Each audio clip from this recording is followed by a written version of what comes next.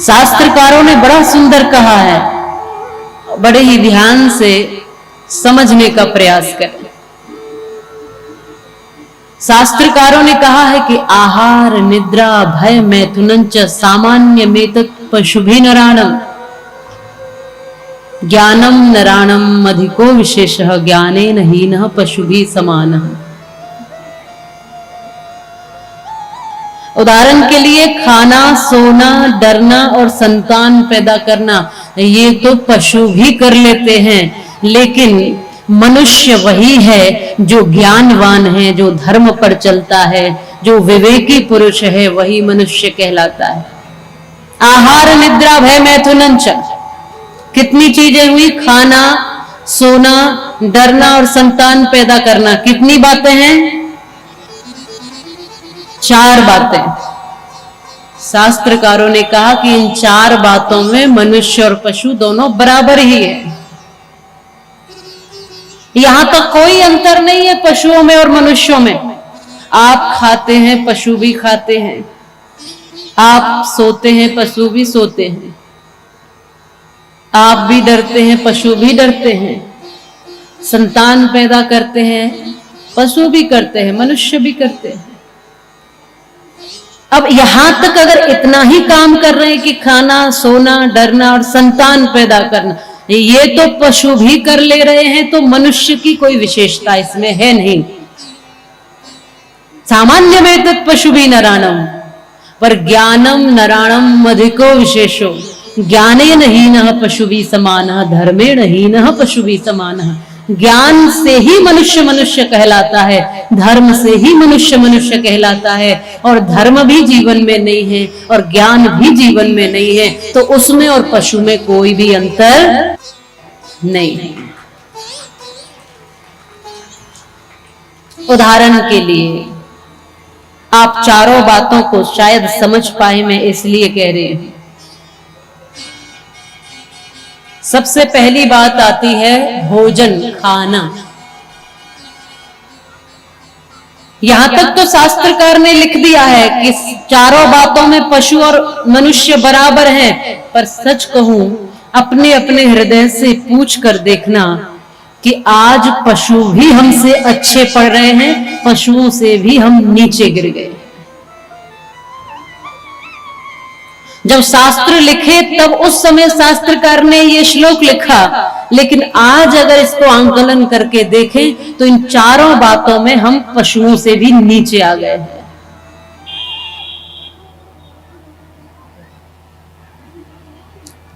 ये हेलीकॉप्टर बंद कर दो।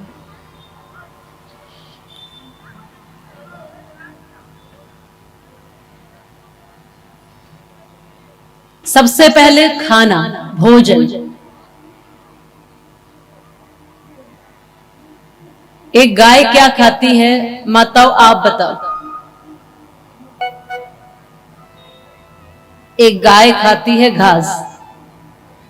गाय तो है ना आपके, घास भी होगी। गाय घास खाती, और शेर क्या खाता है? मांस खाता है। अच्छा, गाय कितनी भी भूखी होगी, कितनी भी भूखी, तो क्या मांस खा लेगी? और शेर कितना भी भूखा होगा तो क्या घास खा लेगा? नहीं खा।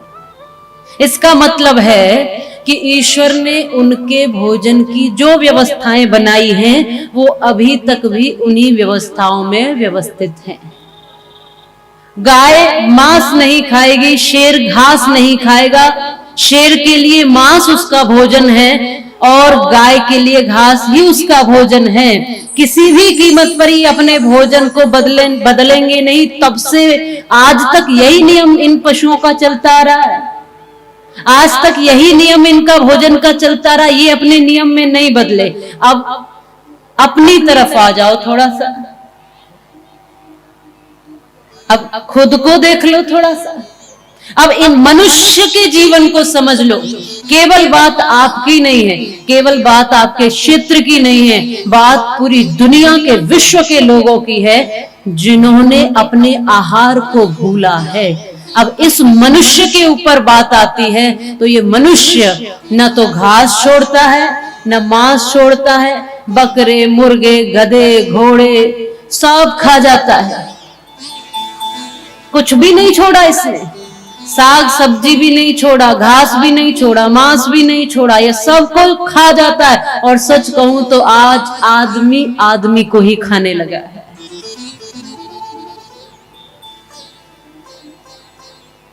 कहते हैं नागालैंड जैसे क्षेत्रों में जाकर देखें तो वहां पर जब मुर्दा मर जाता है ना तो उसको भी रख लेते हैं वो खाने के लिए, उसको जलाते नहीं है, अंतिम संस्कार नहीं करते और काट काट के उस मुर्दे को भी खा जाते हैं। तो आदमी आदमी को ही खाने लगा है और इस आदमी ने कुछ नहीं छोड़ा, इस मनुष्य ने कुछ नहीं छोड़ा। मनुष्य का जीवन बिल्कुल विपरीत हो गया। तुलसीदास जी ने कहा कि बड़े भाग्य मानुष तन पावा और सुर दुर्लभ सद ग्रंथ ही गावा, नर तन सम नहीं कब निहु देही, जीव चराचर याचत येही। पुनर्वित्तम पुनर्मित्रम पुनर्भार्याच पुनर्महि, एतत् सर्वम पुनर्लभ्यम न शरीरम पुनः पुनः। मैं आपसे पूछना चाहूंगी कितने लोगों के घर में रामायण है, रामचरितमानस या वाल्मीकि रामायण, वो हाथ खड़ा करें। तो घर में है तो पढ़ते भी होंगे। कितने लोगों के घर में गीता है, कितने लोग गीता पढ़ते हैं। कितने लोगों के घर में पुराण है, भागवत पुराण या देवी भागवत पुराण इत्यादि। कितने लोगों के घरों में उपनिषद हैं, कितने लोगों के घर में दर्शन है, शास्त्र जिन्हें कहते हैं। कितने लोगों के घरों में वेद है।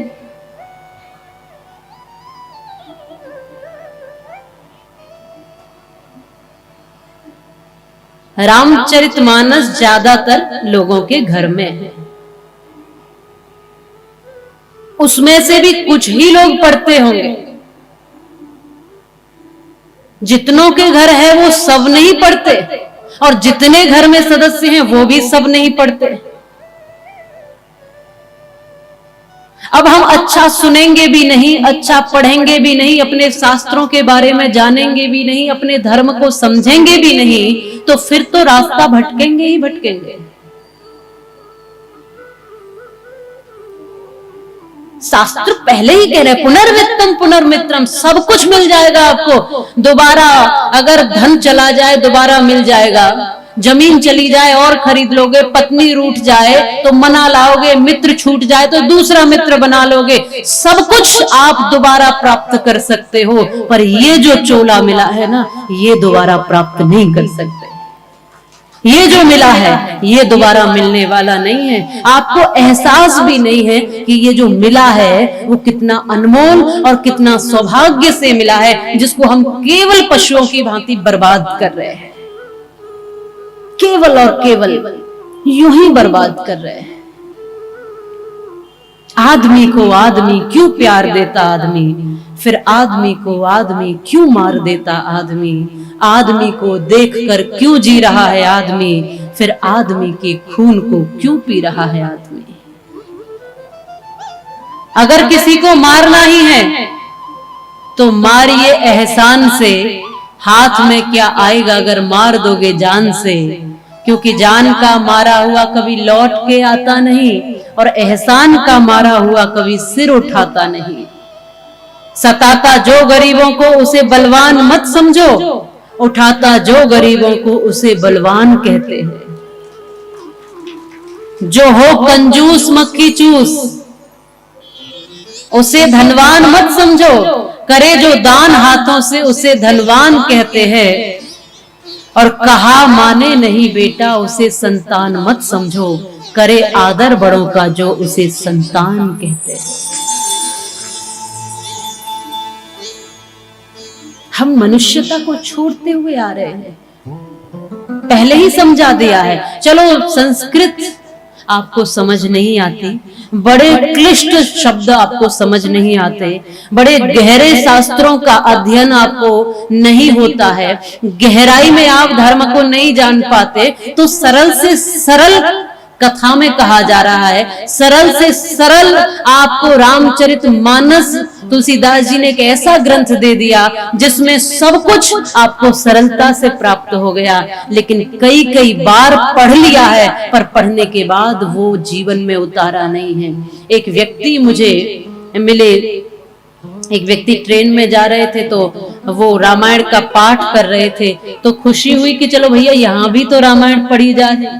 ये कितने नियम के पक्के हैं कि यहाँ भी रामायण पढ़ रहे हैं। इन्होंने कहा कि इतना ही नहीं, मैं तो इतना नियम का पक्का हूं कि दोनों समय पढ़ता हूं, चाहे कहीं पर भी रहूं, कहीं पर भी, घर में, बाहर, सफर में, जहां भी रहूं, मैं कभी छोड़ता नहीं और 20 बरस से पढ़ता हुआ आ रहा हूं और ये नियम मेरा टूटता नहीं है। और कई कई बार मैं पूरी रामायण पढ़ चुका हूं। बड़ी खुशी हुई। फिर पूछा कि जा कहां रहे हो आप? उसने कहा कुछ नहीं, बस छोटे भाई के साथ कोर्ट में मुकदमा चल रहा है, बस वहीं जा रहा है। क्या उसको पढ़ना मानोगे आप? पूरा जीवन 20-20 बरस पढ़ लिया, बार बार पढ़ लिया, इतनी बार इसको पढ़कर अलग अलग तरीके से कितनी बार दोनों समय पढ़ा, लेकिन इतनी सी छोटी बात नहीं आई समझ में कि भरत, श्री राम ने तो अपने छोटे भाई के लिए, भरत के लिए पूरा का पूरा राज्य दे दिया था। ये छोटी सी बात पर भाई के साथ कोर्ट में मुकदमा लड़ रहा है। ये छोटी बात समझ में नहीं आई। किसके लिए? अरे बोले एक हाथ जमीन उसके हिस्से में ज्यादा ले ली उसने। एक हाथ जमीन के लिए छोटे भाई को आप कोर्ट तक ले जा रहे हो, आप भी जा रहे हो और लाखों रुपए मुकदमों में खर्च कर रहे हो, वकीलों को दे रहे हो, लेकिन अपने सगे भाई को एक हाथ जमीन अधिक नहीं दे सकते। क्या ये रामायण पढ़ना हुआ? क्या इसको रामायण पढ़ना कहेंगे? और वो अहंकार में फूले जा रहे हैं कि मैं 2 समय रामायण पढ़ता हूं। एक चौपाई भी समझ ली होती रामायण की तो शायद ऐसा समय नहीं आता। पढ़ तो बहुत कुछ लेते हैं हम, सुन भी बहुत कुछ लेते हैं, लेकिन जीवन में यदि थोड़ा सा भी ढाल लें तो शायद जीवन बदल जाएगा। तो पहली बात कि खाने में हम पशुओं से नीचे गिरे कि नहीं गिरे? खाने में हम पशुओं से नीचे गिर चुके हैं। दूसरी बात आती है सोना। तो सोने में भी हमारा कोई संतुलन नहीं। हाँ सत्य है, सच तो यह है कि रात सोने के लिए बनाई होती है और दिन मेहनत करने के लिए, परिश्रम करने के लिए, कार्य करने के लिए होता है, लेकिन हम तो रात भर जगे हैं। और रात में जगेंगे तो दिन में क्या करेंगे? सोएंगे। अब यहाँ की आपकी एक मजबूरी है कि आपको कथा ये 10 बजे तक चलानी है, क्योंकि लोग आते ही इसी समय फ्री होकर।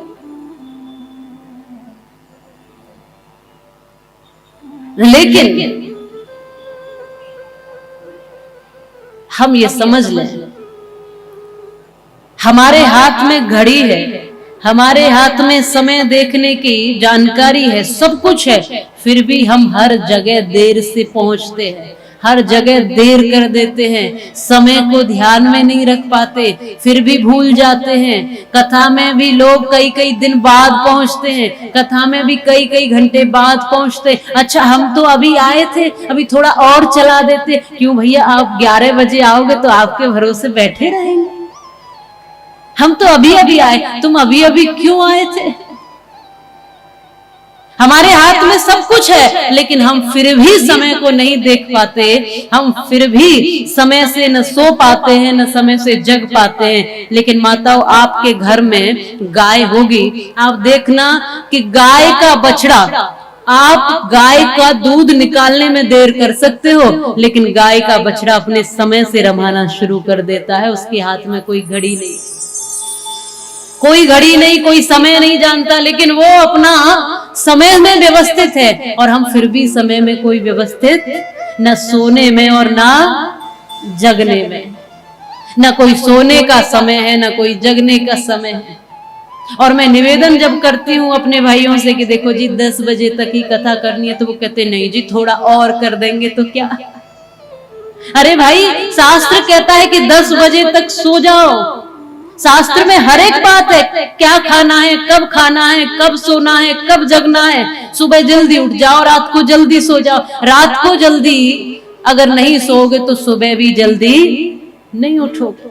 सबकी एक व्यवस्था शास्त्रों में, छोटी से छोटी बात से लेकर बड़ी से बड़ी बात शास्त्रों में बताई है। हमें ऐसा लगता है कि सोने में भी हम पशुओं से नीचे ही। तीसरी बात आती है डरना। तो डरने में भी कहा कि कभी कुत्ते के पीछे डंडा लेकर भागना, तो कुत्ता तभी तक भागेगा जब तक आप उसके पीछे भाग रहे। माने उसके सामने अभी डर है तो वो अभी डरेगा। ऐसा नहीं कि आज डंडा दिखाया 4 दिन तक भागे ही जा रहा है। लेकिन हम मनुष्य कैसे हैं कि यदि भविष्य में कोई दुख आने वाला होगा तो उसकी चिंता में अपना वर्तमान भी खराब कर लेते हैं। ये सत्य बात है। यदि भविष्य में कोई डर होगा, कोई भय होगा, कोई दुख होगा, तो उसकी चिंता करते करते अपना वर्तमान भी खराब कर लेते हैं। तो समझ में आया कि डरने में भी हम पशुओं से नीचे श्रेणी।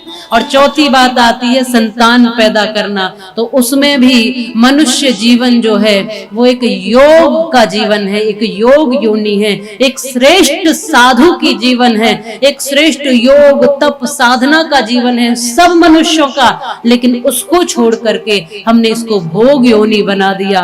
पशुओं में भी कोई समय होता है ऋतुगमन का, पर मनुष्यों में किसी चीज का कोई समय नहीं है। इस मनुष्य जीवन को भी इन्होंने भोग योनि बना दिया है। इसलिए कहा कि इस चौथी बात में भी हम पशुओं से नीचे ही गिर गए हैं। इसमें भी पशुओं से नीचे। अब हमें संभलने की जरूरत है। यदि फिर ऐसी स्थिति जब समाज में हो तो फिर संतों को, विद्वानों को, कथावाचकों को निकलना ही पड़ता है। पहले जिज्ञासावश लोग उनके आश्रमों में जाते थे, अपने जीवन के कल्याण का उद्देश्य पूछते थे। अब सब इतने महान हैं कि अब उनको ही घर घर तक पहुंचना है। अब आप वहां तक नहीं पहुंच पाते तो उनको निकल कर आप तक पहुंचना पड़ेगा। और फिर आपको बार बार कभी देवी कथा, कभी भागवत कथा, कभी राम कथा, कभी ऋषियों का चरित्र, कभी भगवानों का चरित्र, कभी महापुरुषों का चरित्र, धर्म की बात जिस तरीके से आपको समझ में आ जाए उस तरीके से आपको समझाने का प्रयास किया जाता है। हर उम्र को संभालना पड़ता है, बचपन भी, जवानी भी और बुढ़ापा भी। ऐसा नहीं है कि बुढ़ापे को नहीं संभालना, और बुढ़ापा संभलता उसी का है जिसकी जवानी संभल जाती है।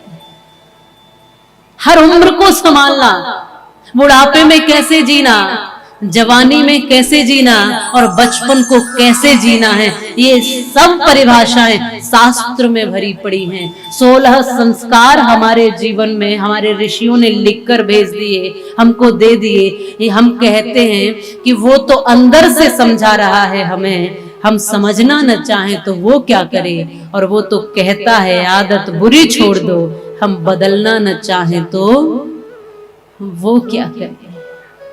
हम बदलना न चाहें तो वो क्या करे। वो तो समझा रहा है, वो भीतर तक झकझोर कर कहता है। हर एक व्यक्ति का कर्तव्य यहाँ शास्त्रों में है। माताओं को अपना जीवन कैसे जीना है, भाई बंधुओं को अपना जीवन कैसे जीना है, किस अवस्था को कैसे संभालना है, ब्रह्मचर्य, गृहस्थ, वानप्रस्थ, सन्यास, इन सभी आश्रमों को कैसे निभाना है, कैसे जीवन यापन करना, ये सब शास्त्रों में है। पर हम सुनते सब कुछ है पर मानते बहुत कम है।